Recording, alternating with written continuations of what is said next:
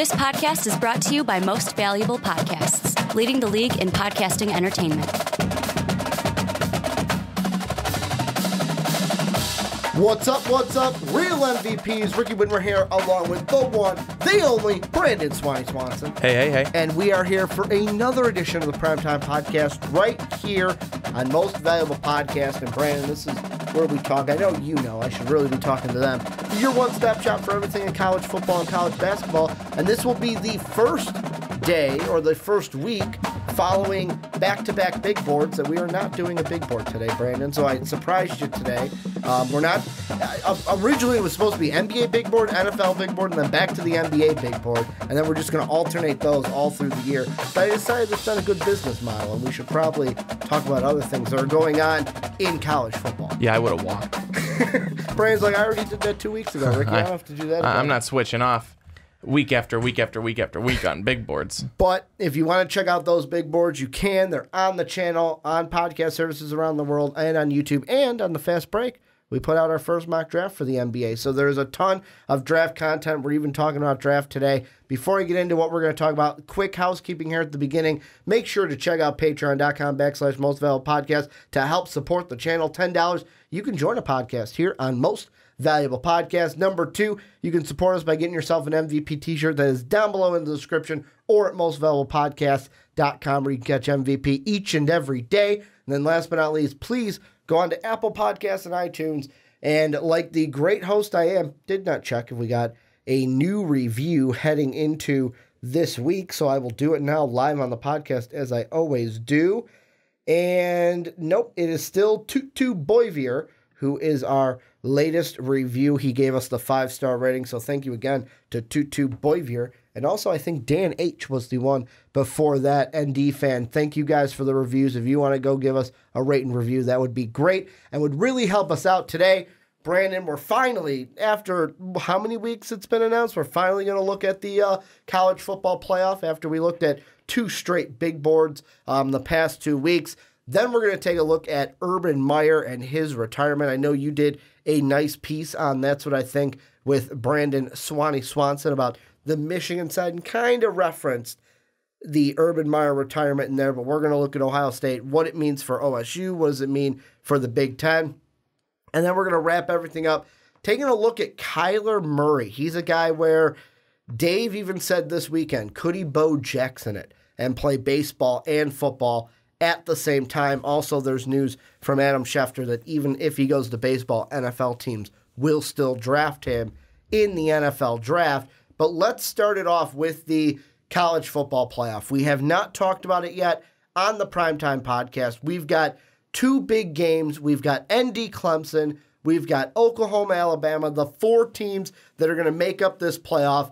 Before we look at either game, I just want to ask you, because I have not asked you yet, what were your initial thoughts when these 4 teams were announced?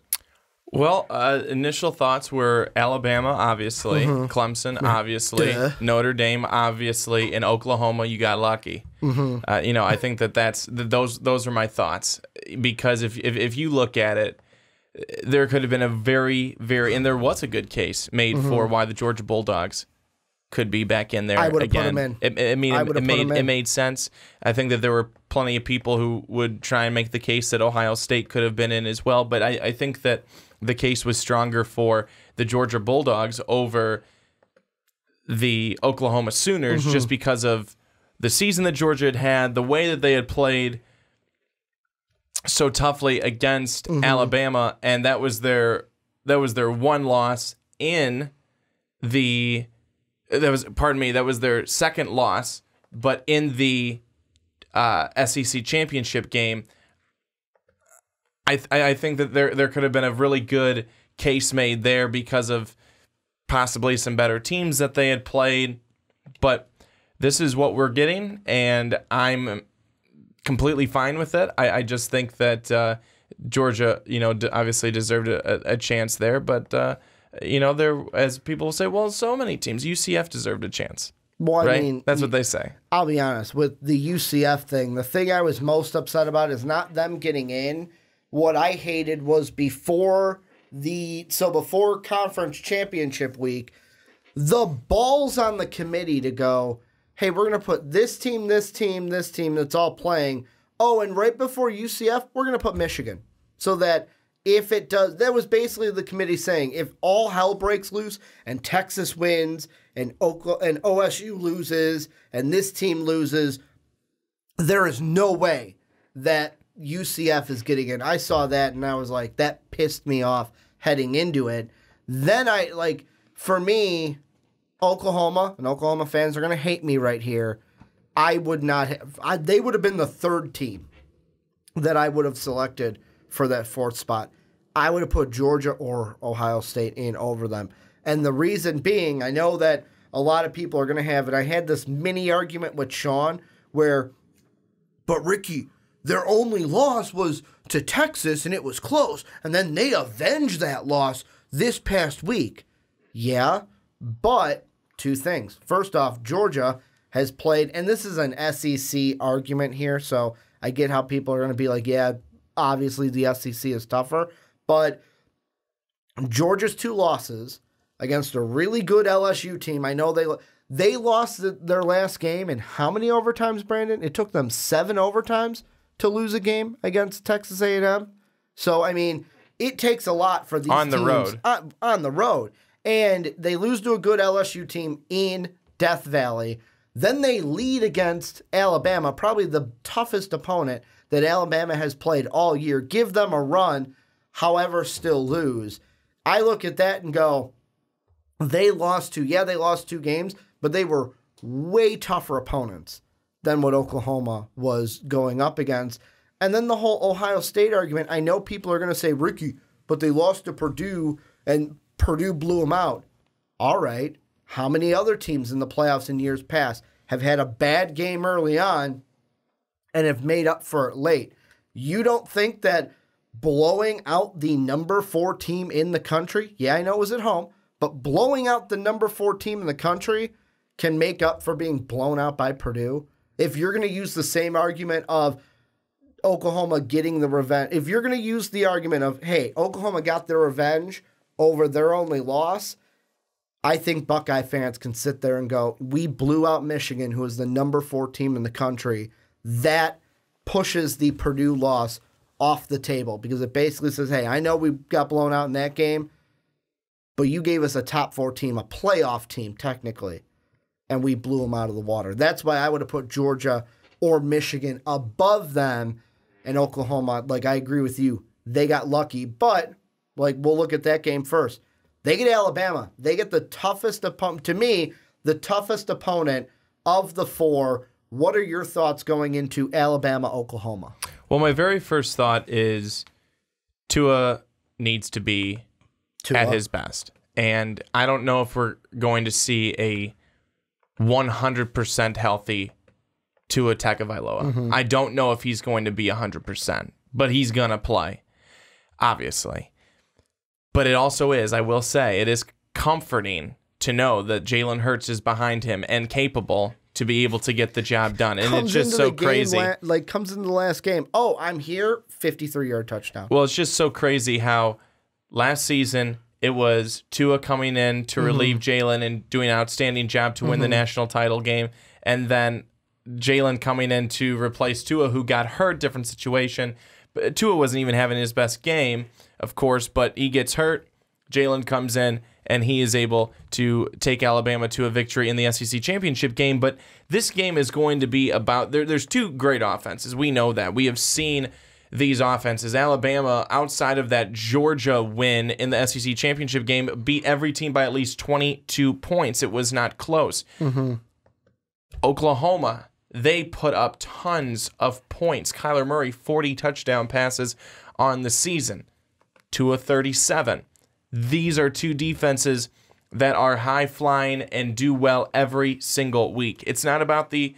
Did I say it's 2 defenses or it's 2 teams? What did I say? Did I say 2 defenses? I don't know what I said. 2 offenses. I don't know what I'm saying. Mm-hmm. I'm very tired. I'm sorry. But it's the defenses. Mm-hmm. That's what's going to be the biggest factor in this game. Alabama is one of the toughest. They are number 2 in defensive efficiency. Oklahoma, 91st in defensive efficiency. Big difference. Big difference between those two. Alabama is just so tough on the quarterback. They will come at you. They will beat you in the secondary. I mean, it is really crazy what this Alabama defense throws at you and the different looks that they give. For Oklahoma, I don't know if they're smaller, undersized, and I just think kind of undermatched corners can handle these Alabama wide receivers. And they've got plenty, and they'll throw them all at you, and they can all make plays at any time in the ballgame. That's why I just think Alabama has a bit of an edge. The defense for Oklahoma, we know it. It's not the best. It's not that great. I already said 91st in efficiency. Alabama's defense is outstanding. There's not much that they let go on. And we've seen that throughout the year. I mean, even you look in the Georgia game, in the SEC championship game. It wasn't the best game that they played all year, but it was a bend but don't break defense. And when Alabama's still winning on that, you know, it's a good game. And that's why for me, I'm thinking in my head, there's one key I have for each opponent in order to win these games. For Oklahoma, it's easy. Limit the big plays. And not only because Alabama can hit you with big plays, like Alabama's offense is kind of, I don't want to say unique, but they do a really good job at, we're going to control the tempo, and then when we see a big play, boom, we're going to hit you with it. Like, we're going to gut punch you with a big play to where you're sitting there going, holy crap, what just happened? Like, what was that? What are we doing? And this Oklahoma defense, I am not stellar with it. I know a lot of people are probably like, well, duh, Ricky. It's not the strong suit of this team. And for Alabama, the main, and this goes for offense and defense, control the tempo. If Alabama's offense can use the running backs effectively, the stable of running backs that they have, to control the tempo, control the game, eat up a lot of time of possession, and Tua can be efficient and not turn over the football, that's half the battle right there with the control the tempo. The other one is defensively. You cannot let Oklahoma's offense be Oklahoma's offense. And I know that's easier said than done because they got a guy called Kyler Murray who can make plays like it's his dang job. Like, I was watching, I think it was the West Virginia game. He's there in the pocket, he's gone, and it's like, oh, they're going to tackle him. And that's a 53-yard scramble for a touchdown. Like, that is the kind of player that they are playing against. So if they can control Oklahoma's tempo and not let that offense get to that up-tempo play that they want to, because I feel like a lot of people are going to use I don't want to say excuse, but the kind of, they're going to compare it to last year's Rose Bowl game, where basically they're going to say, well, Oklahoma played an SEC opponent with a tough D, and it came down to overtime. It was 54-48. And the only thing I would say is, yes, you're right, but Georgia didn't do a great job of controlling that tempo. They kind of let Oklahoma score at will almost, to where, and yes, there were a lot of big plays on both sides, to where they needed big plays from Sony Michel, from Nick Chubb, from Jake Fromm in order to win that game. I think Alabama is going to be a little bit different. That defense is going to be able to not shut down basically the Adrian Peterson model of, you can't stop me, you can only hope to contain me. They're going to contain Kyler Murray. The offense is going to keep the ball away from that Oklahoma offense, and they're going to chew up clock. They're going to take their punches when they can, and I believe Alabama's offense will expose the defense of the Sooners. Could be a close one, and by close, I mean like 35-17, but I am without a doubt the most confident that Oklahoma does not win this game against Alabama in the semifinal. I think that the two keys for me, for Oklahoma, it's going to be Kyler Murray, of course. For Alabama, it's that defensive front. It's Isaiah Buggs, Quinnen Williams, Jaquan Davis, Anthony Jennings, Mac Wilson. It's going to be those guys and the pressure that they're able to put on. I mean, we talked about Quinnen Williams last week, because we were talking about him for the big board, and he's definitely one that has risen in ours. He has been so lethal for Alabama, but so many of these guys have been. I think that if they are able to bring everything that they've brought throughout the season and throw everything at Kyler Murray, it's going to be a very off night for the Heisman Trophy winner. You want to know something funny? What's that? Since the playoff has been in effect, do you want to know the most points that Alabama has given up in a semifinal game? Because they've been in it since the beginning. Sure. 2014. The first year we had the playoff when Ohio State beat them 42-25. Ever since then, 2015, they beat that Michigan State team that had no business being there 38-0. I remember watching that game going, why am I even watching this game? Then that Washington game that Sean wanted to watch, 24-7. Yeah, they only gave up 7 points to Washington. And then last year, the game that we talked about a few weeks ago where we were like, yeah, man, that Rose Bowl was great. Can't wait to watch the Sugar Bowl between Alabama and Clemson, part 3. This is going to be awesome. And it was 24-6. Like, Clemson only got 6 points on them. I know this Oklahoma team is different, and I know Oklahoma fans are going to be either turning it off at that point or yelling at me profusely or typing in the comment section. But Alabama, except for the first year the playoff was in existence, has usually kept their opponents in check and have dominated in semifinal games. And to me, yes, Oklahoma has an opportunity to be like that Ohio State team, because that Ohio State team was special. You had Cardell Jones that was not playing school, and he was going out there and balling at the quarterback position. You had Zeke with the crop top trying to do everything he could to win them a national title that year, which they did. However, I feel like it goes back to when we make our picks, and I know people are going to see this as a cop-out, but the Alabama rule. I don't think they're going to lose until I actually see them lose this year. That is how good they have been all year for me. But I also don't think that Oklahoma's seen any defense like Alabama, and it's not a thing. It's an I know they haven't. They've seen defenses like West Virginia. They've seen defenses like Texas. Texas probably being the best defense they've seen. Texas would be the toughest they've seen all year. I mean, that's what they get. They get the defense of Texas Tech, the defense of Oklahoma State. Not good defenses, not defenses that you go, wow, they are really going to hold a team down. That's not the case. Alabama will do absolutely that. And the other one, let's jump into the other semifinal game. This game, to me, I think is going to be our Georgia-Oklahoma game from last year, Clemson and Notre Dame. This game will be, and I'd put my money on it, the best semifinal game. It will be the most entertaining and probably will not be a blowout, because for me, I look at it, and it's kind of like not a David versus Goliath situation, but for me, the big thing I want to see is Clemson's offense with Trevor Lawrence going up against Notre Dame's defense. That's what I want to see, because Clemson, the last 3 games, 35 against Duke, 56 against South Carolina, 42 against Pitt in the ACC title game. And you look at the last 3 opponent scores for Notre Dame, 13 points by Florida State, 3 points by a good Syracuse team, and then 17 points on the road in Southern Cal. That's the matchup I'm looking for.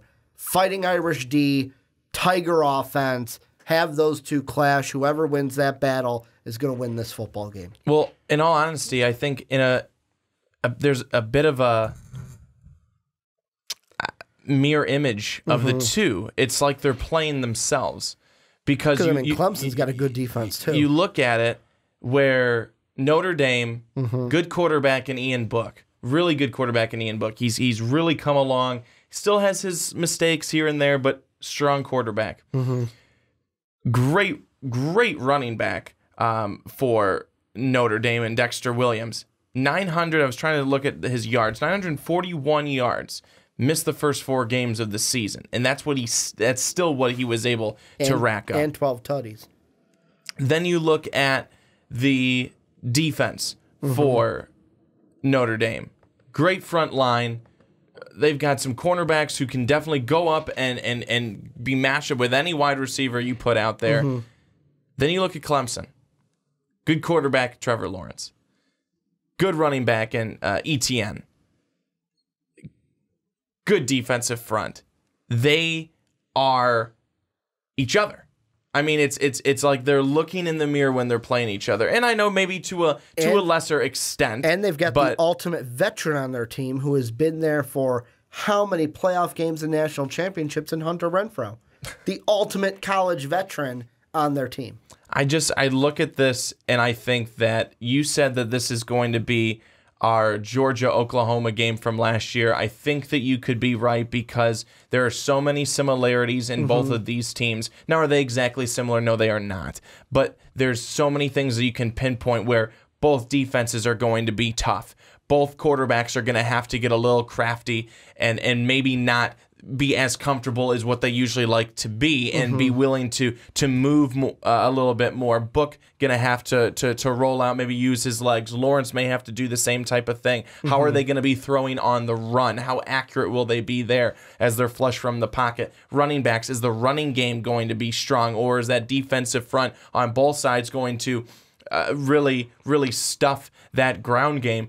I mean, you look at that, the question that arises for Notre Dame is the same question for me that's arising for Clemson. Which is? That. It's just that. It's what I asked before. Okay. Is what are all those things. I'll be honest, did not hear the question. Because he doesn't listen. I'm trying. But it's that. Is your quarterback going to be accurate? Is your quarterback going to be able to move from the pocket when they're pressured? So is your running back going? I mean, it's the same question for both because whoever doesn't turn over the football, basically, whichever quarterback. That's what it always comes. That's what it always comes down to. Duh comment, but I mean, like for me, I look at it and like especially from the Clemson side, you got a guy in Trevor Lawrence who only threw 4 picks this year.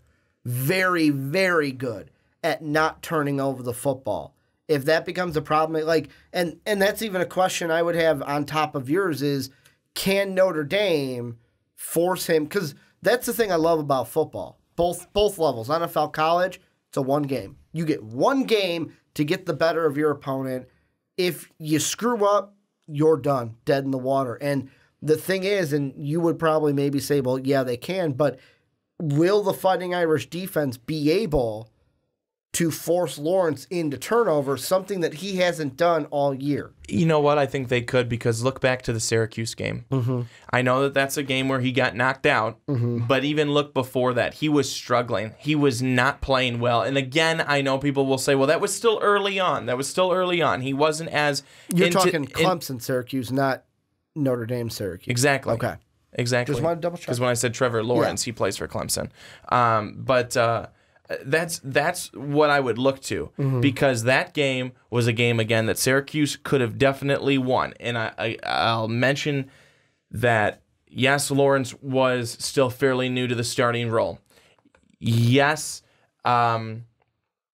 he got hurt, and it ended up going over to the backup, who was not Kelly Bryant, who was Bryce, who ended up going off and doing enough to get them the win.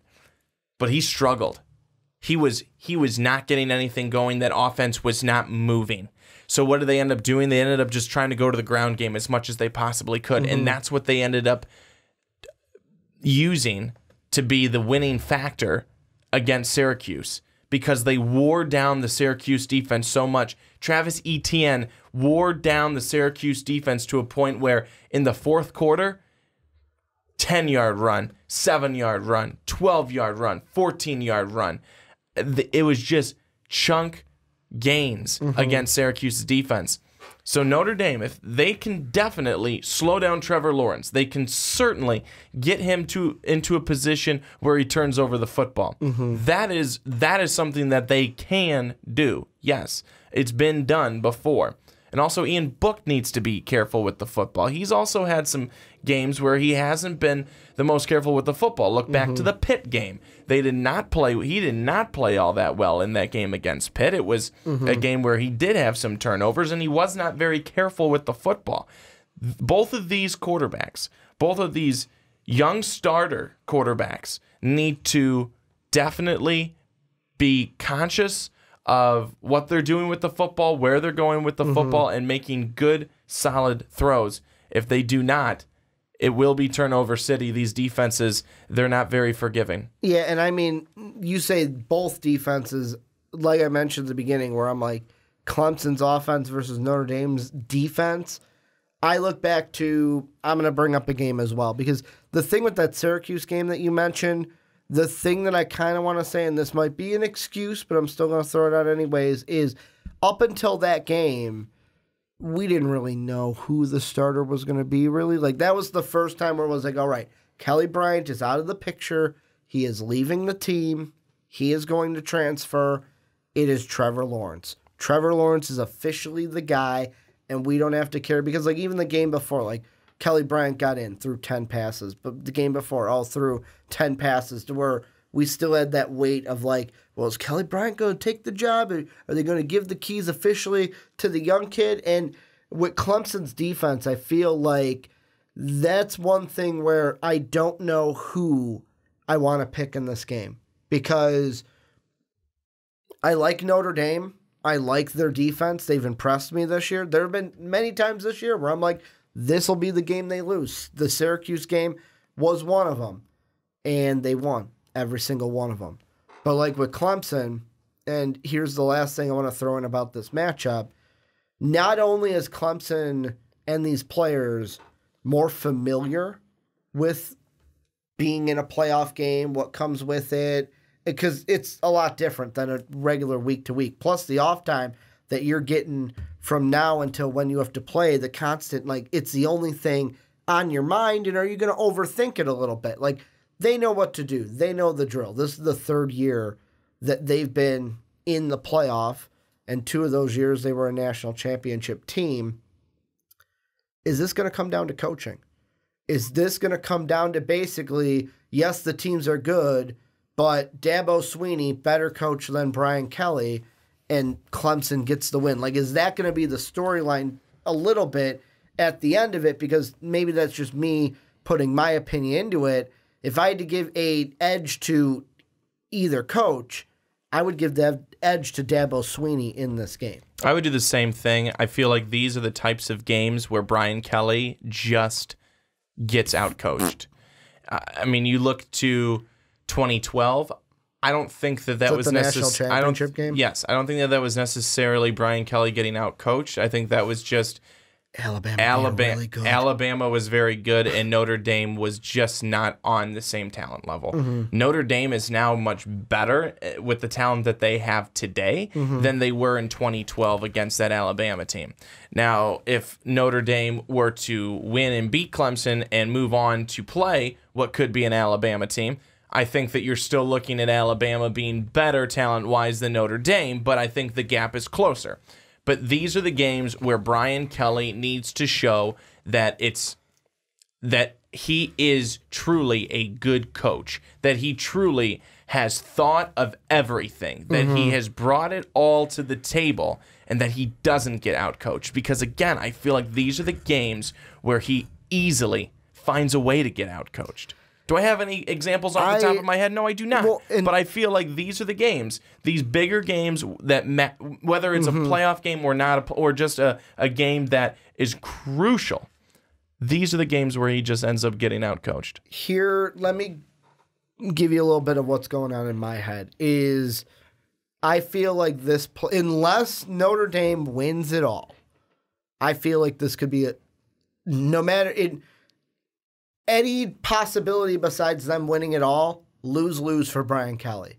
Because maybe it's because the Oklahoma-Alabama game, in my head, I see no, like, Avengers Infinity War, when Doctor Strange is sitting there looking at all the possibilities. There's no possibility in my head where I see Lincoln Riley, Kyler Murray, and Oklahoma beating Alabama. Like, 0 in my head.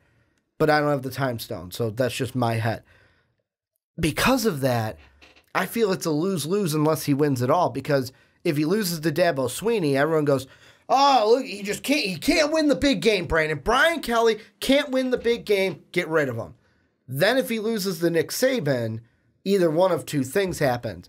Notre Dame fans go into panic mode because it's like, Alabama.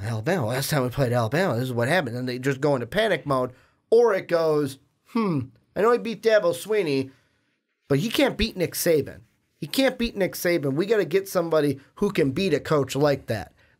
And that's why, for me, I feel like unless they win it all, this could be, I'm not saying he's going to get fired, but I feel like the fire with fans and media might still be there in some capacity, no matter if they lose against Clemson or lose against Alabama. Hell, if he loses against Oklahoma and it's Oklahoma at Notre Dame, that could be even worse than losing to Nick Saban. Because if you lose to Nick Saban, you can at least go, well, it is Nick Saban in Alabama. Were we really going to beat them? And you could kind of use that kind of a denial statement to make yourself feel better. And see, this is where I'm kind of completely different than you are. I think because Brian Kelly has gotten them to the playoff, he is completely safe. He made the move early on in the season from Brandon Wimbush over to Ian Book. He made that move. It has turned out to be a wonderful move. With Brandon Wimbush, they would have not won every single game this season. They would not have won even some of those games down the stretch. They wouldn't have done it. The games where they were not playing teams with a ranking next to them, with a number next to them, they would not have won every single one of those games. I can guarantee you that with Brandon Wimbush. And then Ohio State would have been. And Ian Book, the guy that Kelly changes to, does do it.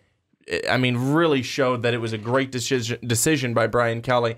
Great move by Kelly. Then that move ends up getting them to earning them a spot in the playoff. His job is safe.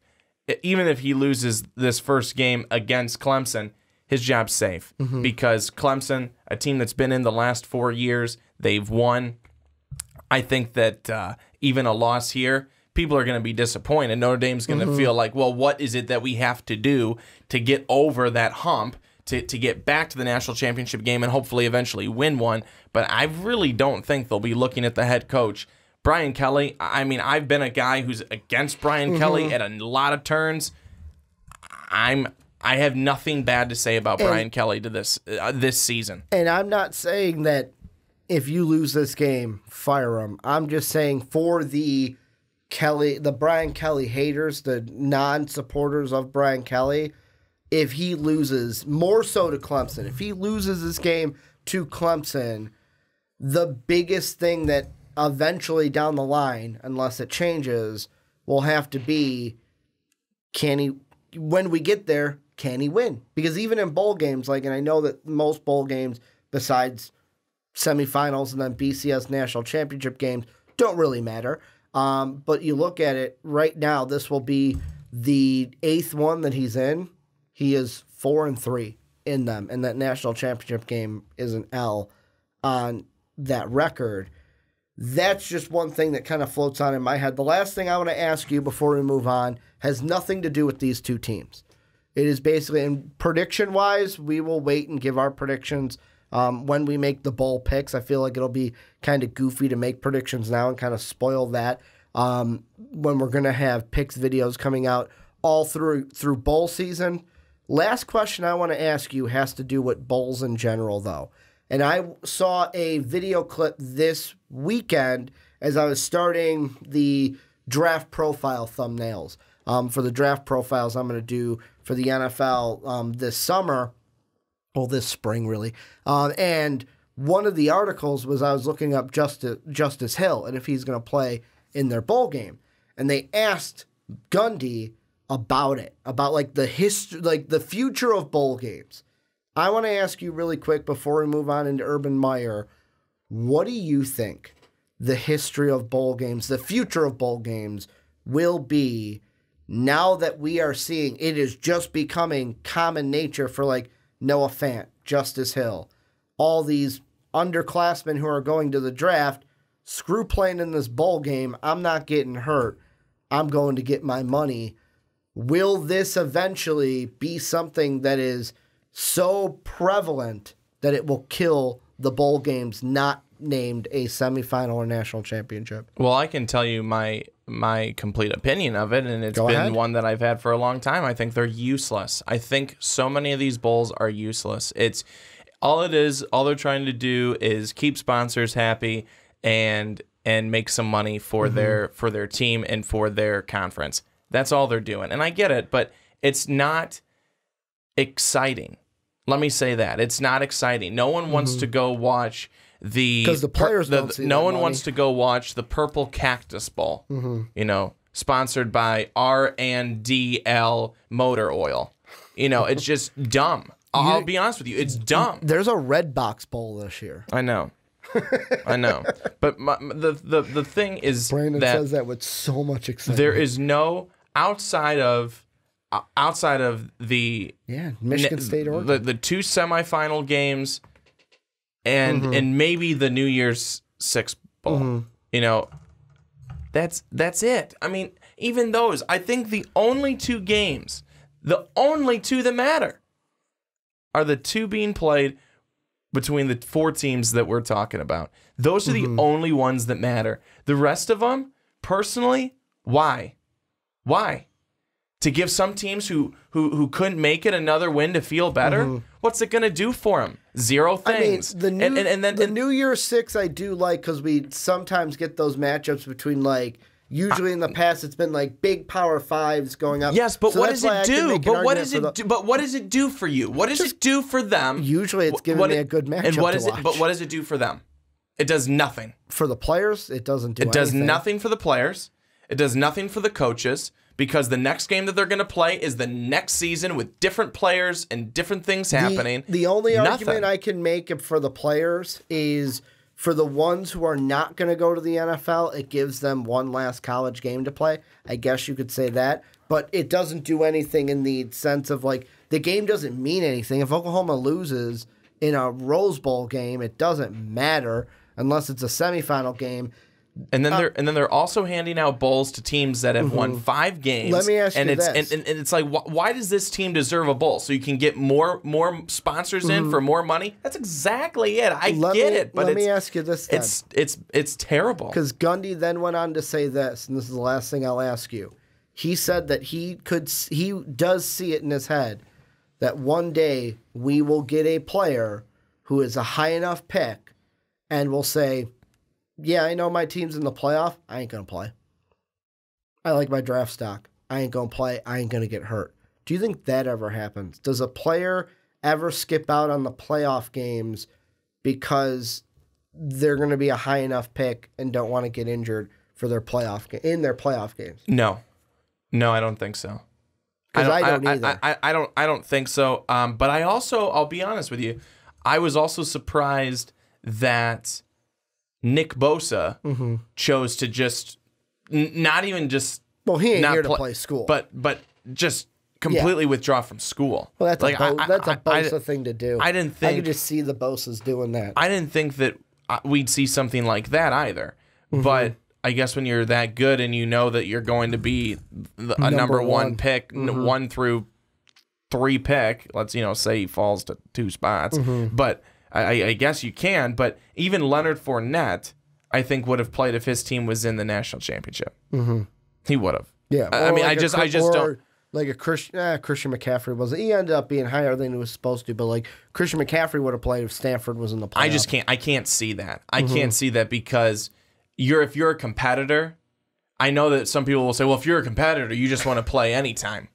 But if you're a competitor you get and hurt. you have a national championship on the line before you leave college, you're playing in the game. No, I totally You're playing agree. in the game. So I think the rest of the bowls, I think there's too many with too many teams that no one cares about. I don't think the ratings for that are good. It does nothing. It really does nothing. And how anyone could disagree, I don't get it. Well, this is where you guys come in. Let us know what you think about anything, about the Alabama-Oklahoma game, about the Clemson Notre Dame game, even the fun question I asked Brandon at the end of it, because I knew that it would get a good rise out of Brandon, and it was something that I was thinking about, could you imagine if we got rid of the pointless bowl games? Because I'll be honest, as a kid, when I was in high school, even 8th grade, it was fun to Central Michigan and Northern Iowa. I didn't even know who these teams were. It was just fun to watch a football game. And sometimes those were the great games because